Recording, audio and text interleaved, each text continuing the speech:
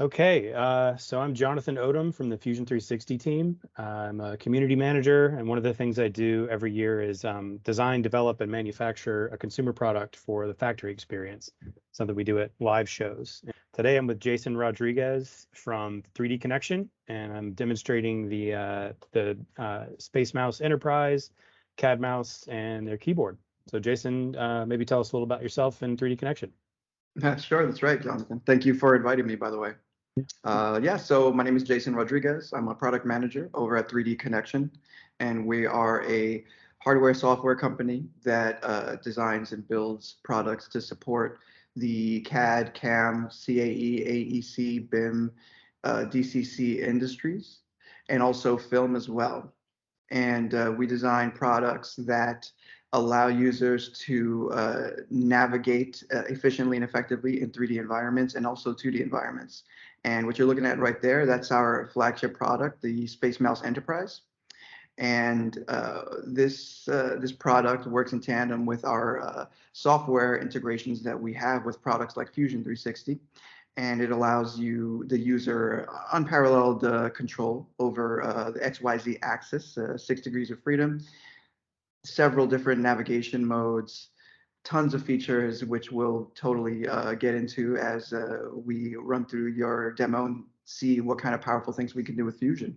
So we do also have a few different other products that you can also visit the website to see, like our Keyboard Pro. That's our most recent device, actually. And you can tell there we have the customizable buttons there that do switch along with the environments. So they are environment sensitive. And we also have a CadMouse for 2D applications that has a dedicated middle click button. And our CAD engineers really love that for panning. And also there's a dedicated radial menu button in the middle as well, which is pretty cool. And yeah, and then we have our SpaceMouse wireless as well, which is, I believe, one of your favorite products. You can just take it on the go with you if you're going to edit on the go, throw it in your bag, weighted base. And yeah, so we're really excited to join you today, Jonathan, and see what you have for us and walk through the project and have some fun. Yeah. I'm glad you're here, and I really do love these products. I've been using the SpaceMouse for several years now. I think I got my first one in maybe 2015. At this point, it's hard for me to imagine working without one, really. Also, a fun piece of trivia here. This is the navigation device used in the sci-fi TV show The Expanse. And I remember seeing that in the show and thinking, these people actually get what's going on, because if you were moving a spaceship around in outer space, this is exactly what you'd want. That's right.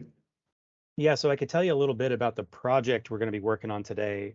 This is the latest factory product from this factory experience project I do every year. Basically, what we do is, like I said, take a design from concept to production, all in the Fusion 360 platform. And then we have these live events where we have a real factory working. So we work with our machine partners. These are people we work with that have their own machine products. You're seeing some CNC machines here. This is a Datron, for example. We work with them, much like we work with 3Dconnexion, to make sure our software works really well with their hardware.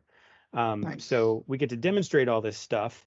And it's a way for us to kind of eat our own dog food. So we're using our own products to like really make things and kind of go through the same experience our customers do. You're looking at some future concepts for the product there. The one this year is it's an electronic conference badge that has these expansion ports. So the idea is that you show the thing, you put it on your lanyard like you're seeing right there. But in the future, it's got other uses, and you'll be able to hopefully bring in accessory objects to it, where maybe like a fan or an air quality sensor, stuff like that. Yeah, looks like you could play a video game on that thing. Oh yeah, for sure. It's great for classic Nintendo games. The screen's just about the right size for that. Who thought a lanyard with a ID can be so exciting? That's very interesting. Let's see. The first thing we wanted to talk about here was environment sensibility with it when it comes to the SpaceMouse. So if you look back really quick here at the Enterprise, you'll notice there's 12 buttons on top, and then there's a LCD screen. that corresponds to those buttons. And like I said, we've worked with 3Dconnexion to make sure that our icons port into the 3Dconnexion device. So you can just glance down at it and see what's there. So if I click and hold one of the buttons, you'll see the commands that are up in this particular environment. So I'm in the solid modeling environment right here. But if I switch to surface, which is surfaces that don't have a thickness, I can click and hold one of those buttons once again, and you'll see that the context has changed, and so have the commands. So when you're switching between different modes, different environments here, it happens instantly, and it saves you a lot of time. Moving around in space with a SpaceMouse, if you haven't used one before, it can feel a little weird for the first few minutes, just because you're not used to it. You're used to like kind of panning around with a mouse and doing the keyboard, the mouse shortcuts and so on. When you get used to it, it becomes really cumbersome to move around any other way. And one of the disadvantages then is that your hand is on this other device, and then you have to move it over to the keyboard.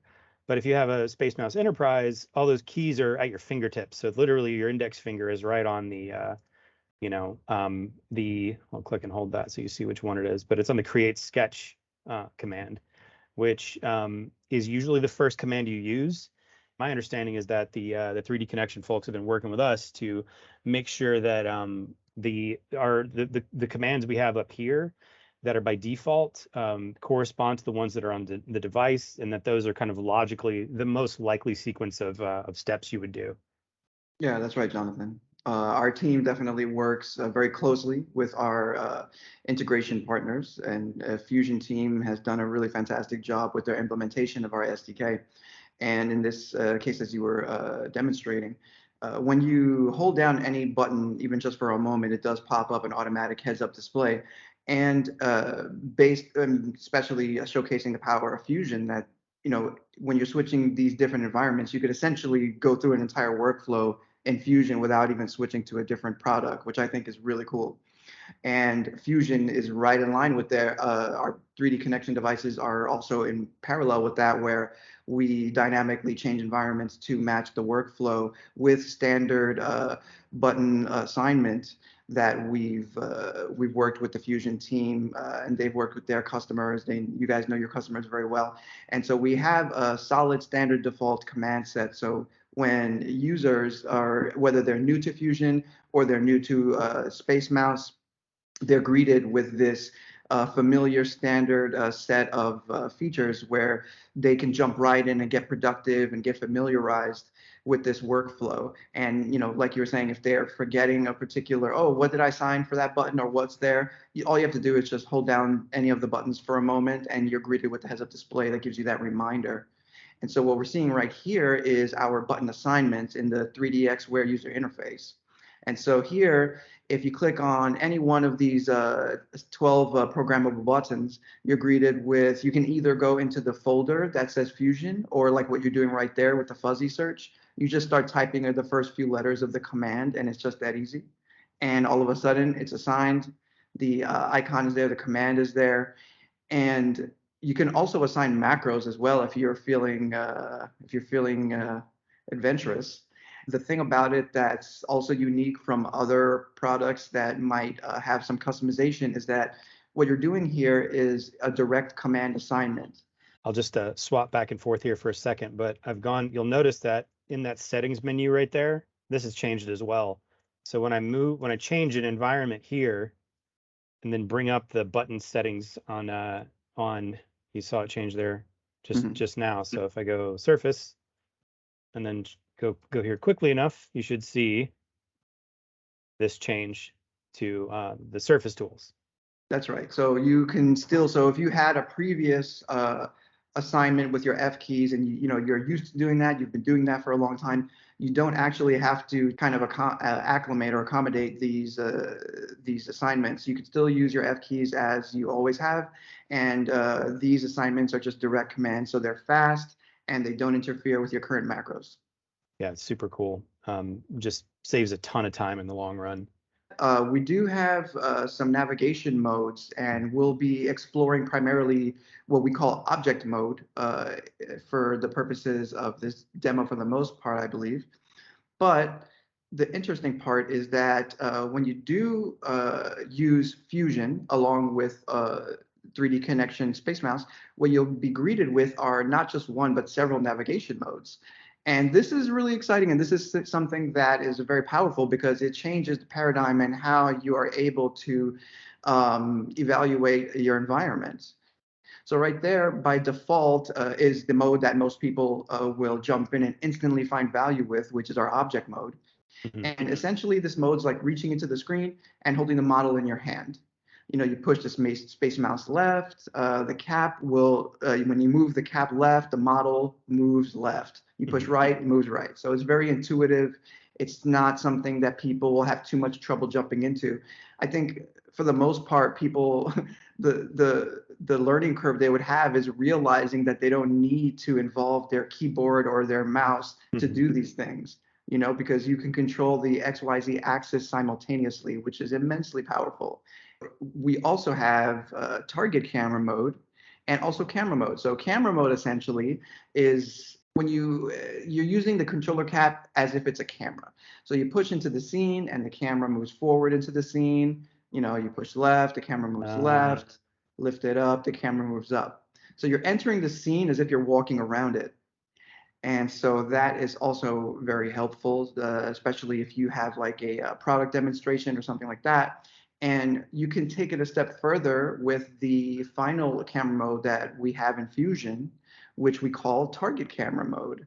And this is something that's also familiar in the DCC industry as well, whether they're doing game development or if they're in the film industry and they're doing some animation for a scene. And essentially, this mode manipulates the SpaceMouse cap as if it's a target camera. So you push into the scene and the camera moves forward into the scene.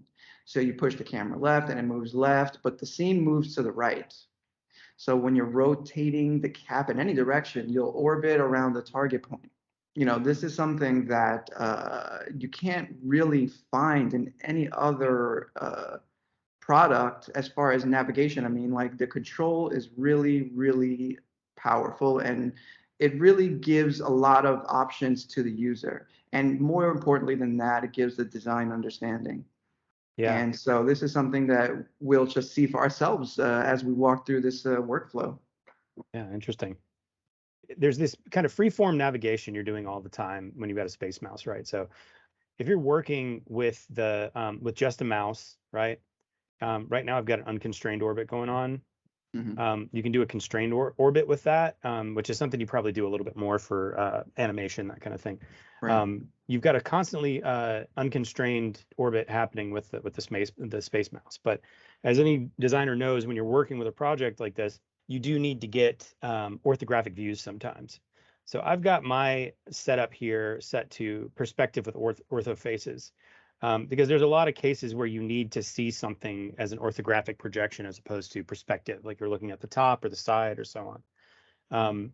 I've just locked the tumble. Am I using the right nomenclature there? Oh, the horizon lock feature, yes. Yeah, You can horizon lock lock. that axis, right? Right. So I'm moving my SpaceMouse freely now, but it's keeping me in that top view constrained orbit. There are also shortcuts for those buttons on here, right? So I can go here to front view.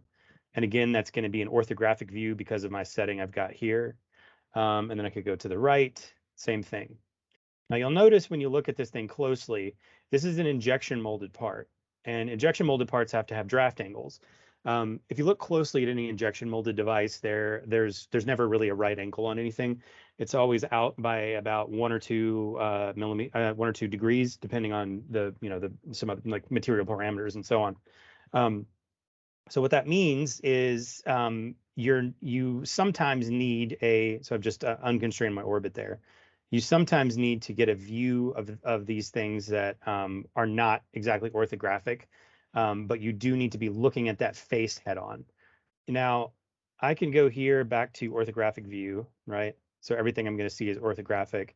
And I can grab that and then do the look at button here. And that's going to give me basically a head-on orthographic view of that face. So if I do my horizon lock again, I can zoom in and see perfectly, an orthographic projection here. This view is going to be useful to me because it's a serial number. There's a few things you need to do to validate a part before you send it out to manufacturer to print. One is to check the serial numbers, right? I'm clicking and holding the custom views there. So you'll see those little heads up things came up. So here I am unconstrained. I'm orbiting around again, looking at a different part of my model. If I go to view 1, it's going to bring me right to that. And then view 2 will be the second string of that serial number. So it's a super useful thing is if you need to validate parts. Yeah, that's right. And the really great job that the Fusion team did with this implementation, they were also very thoughtful about what's important to our mutual users. And with these features, the standard views and the custom views, just like you said, at the tap of a button, which can also be assigned to any of our devices, you can enter those views with just a quick tap. You don't have to involve your keyboard. And also, the custom view does put up that little notification saying, hey, your view is saved. And it not only saves the view, but it also saves the rotation center point. So, it scales along with your project. So if you're building with a model of this size, it's helpful just as you demonstrated. And also if you're building something on a larger scale that has a lot of different components to it, you can easily switch between something that you're working on, like deep within a specific area, and you're doing a measurement or something, and then, maybe you have to switch over and focus on some other area. You don't really need to worry about getting back in exactly where you were and where your perspective was that broke your focus. You just tap that saved button and you'll snap right back into place. And the So axis lock as well that you mentioned. mhm. When we think about these features and we add them, we don't just kind of like add them. We do it based on the feedback that we get from engineers. On our SpaceMouse Enterprise, there's actually a little LED indicator. Yeah, the middle button there, that's the horizon lock. And so on the upper left of that button, there's a small LED that kind of gives you this indication, hey, your axis is locked. Turn me off if you want to keep going. I mean, on that note, you're doing a lot of sketching in Fusion 360, right? So pretty much anything you do that's 3D, it mainly is going to be coming from a sketch. And one of the great things about the SpaceMouse is when I go to edit this sketch, for example, so not only does it take me to the orthographic view that happens automatically in Fusion, it's a setting you can turn off if you want to, but here I am looking, it thinks of this as Y up, and obviously I'm looking at it sideways, which isn't really what I want to see. There's another button in that same region that rotates the view, right? So I can instantly do that instead of going over here and moving my mouse around trying to find all that. Right there by my index finger, it rotates that view. And then the axis is automatically locked when you're in a 2D view. You can turn it off and rotate around in 3D and see the thing in 3 dimensions, but normally you don't want to do that in 2D. So it's really nice to have that constrained view like this. Another thing I really like about it that kind of comes into this same conversation, there's a bunch of shortcut keys on the left over here. Tab, Control, Alt, Space, Shift, Escape, and Enter. Those are the most commonly used keys that you're going to be doing all the time in Fusion. But one of the ones that's super helpful is the Shift key. So for example, I want to go in here and I need to quickly zoom around this and select everything I need so it can be embossed, right? And now I've got my pinky on the Shift key, and I can really quickly go in and click all the profiles I need for the embossing here. So I don't have to keep moving my hand over to the keyboard. I don't need to use the mouse and the pan and zoom and all that stuff over there, which is a lot more cumbersome. If you know anything about this operation, that just saved a lot of time, right? So I can come in here and do my 1mm emboss, for example. And then there we go. And I've got everything was selected in the right order. And yeah, having that Shift key on there is super helpful. And the whole goal here is to keep your keyboard travel to a minimum, because sometimes when you're working on a project, you could be working for like 3-4 hours straight sometimes, and that is repetitive. We call it RSI, a repetitive strain injury on your hand.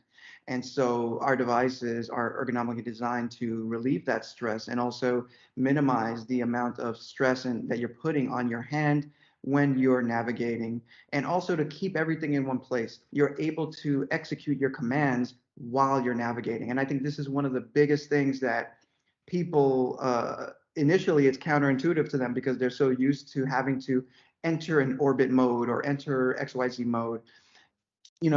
Being able to go ahead and execute commands while you're navigating is just something that you can't do without products like this. And our devices allow you to navigate freely without constraining you with your direct command processes, regardless of what you're doing.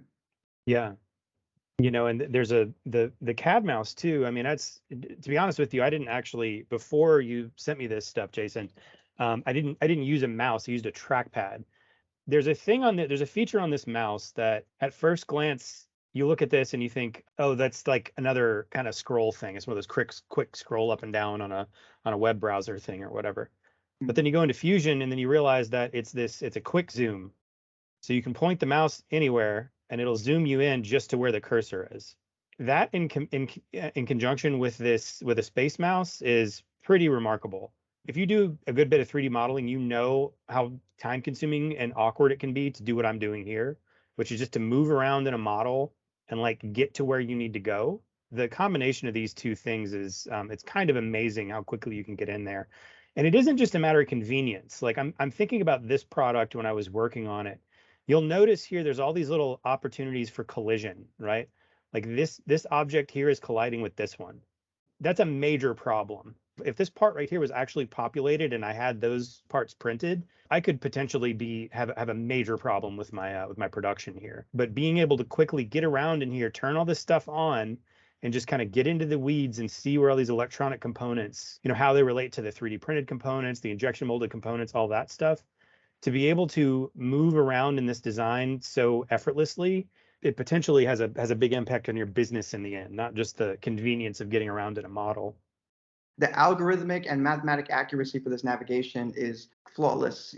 So when you're navigating and you're using, like you said, that feature, the quick zoom, you're not only zooming in, but you're also recalculating the rotation center point on the fly. So the pivot point is always where you need it to be, regardless of your perspective. And that really, really greatly drastically improves the design understanding. And also when you're looking at those, like that error that you saw where like that component was kind of colliding with that other component, when you're working on these two parts and from one angle they look fine, but then when you get in there, you zoom in there and you start looking around, that's when you notice. And without being able to pan, zoom, and rotate simultaneously, you might not get there. You might just pan and rotate and not zoom, or you might rotate and not pan, and you just don't catch it. And being able to do all these things effortlessly without all you're doing is moving the cap, you can instantly see what the impact of your design choices are doing to the overall result of the product. And I guess the last thing I'd say about the quick zoom that's pretty cool is that you can use the quick zoom to do what we call bridge navigation, which is to say that you're in one section of a model, but then when you zoom out, you can see the whole image as a whole, and then you go to the other side of the model with your mouse click where you want to end up. And then when you use the quick zoom to go back in, you're like transported to the other side, the pivot points where it needs to be, and it was instant. Because otherwise, what you need to do is use the pan, and our CadMouse does have a dedicated pan button, but then you'd have to kind of like scroll side, all the way to the other side, which is time consuming and frustrating. Yeah, I don't know how I ever lived without this thing. I've been doing CAD since in one form or another for 20 years now. And I'm glad this thing exists. It's definitely improved my quality of life. I'm not just saying that because we work together. Yeah, we work that's together really great because to it hear. improves your quality of life. I think is kind of the take Yeah, home there. Autodesk, they're not, you guys are the top dogs, in the industry for a reason.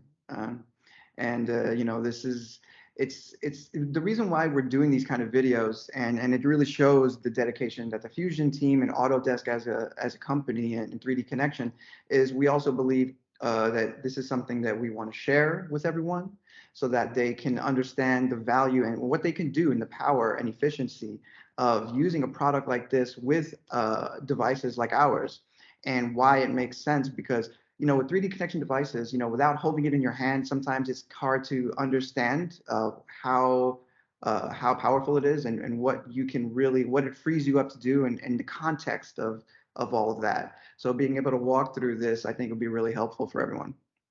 Well, thank you so much, Jonathan. It's been really fun. And Yeah. definitely, it's been a pleasure really working with the Fusion team all the way through. I mean, this is one of those products that really stood out to us and why we really wanted to. We've worked with the Fusion team and it's been really great. So, doing something like this has been a pleasure. Yeah. It's been great working with you, Jason. I really enjoyed this. Thanks for coming. Thank you, sir.